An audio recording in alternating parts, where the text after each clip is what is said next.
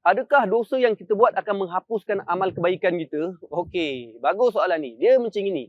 Ada dosa yang akan menghapuskan amalan kebaikan dan ada dosa yang tak menghapuskan amalan kebaikan. Yang pasti, kebaikan yang kita buat akan menghapuskan semua dosa-dosa kita. Sebab Allah berfirman, innal hasanat yudhibna sayyi'at. Kebaikan yang kita buat akan menghapuskan kejahatan-kejahatan kita. Berbalik pada soalan tadi, antara dosa-dosa yang kalau kita buat akan menghapuskan amal kebaikan kita, pertama kalau kita hasad dengki dengan orang.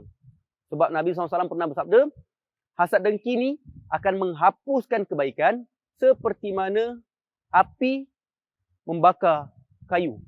So seperti mana api bila bakar kayu tu jadi debu, hilang. Macam tu juga orang yang hasad dengki, kebaikan dia akan hilang. So elakkanlah kita daripada dengki-dengki dengan orang ni. Okay? Dengki bukan dapat nikmat pun. Lagi dengki lagi sengsara. Kalau nak dapat nikmat, syukur bukan dengki. Yang kedua, antara dosa yang boleh menghapus kebaikan kita adalah bila kita mengumpat orang. Ataupun menzalimi orang.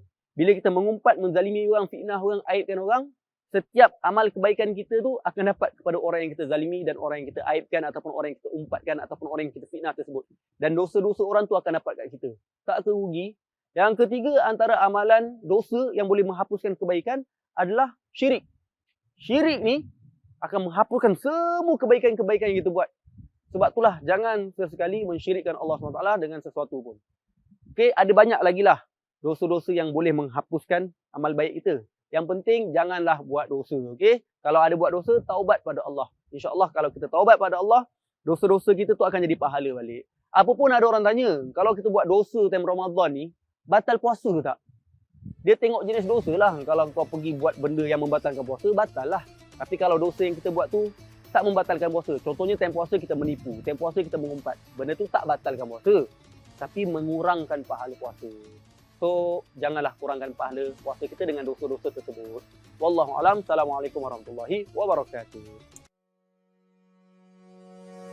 Bulan Ramadan itulah bulan yang diturunkan Al-Quran yang menjadi petunjuk bagi manusia dan menjadi keterangan-keterangan dari petunjuk itu sehingga menjelaskan perbezaan antara yang benar dengan yang salah. Maka, barang siapa antara kamu melihat bulan itu, hendaklah ia berpuasa. Surah Al-Baqarah ayat 185.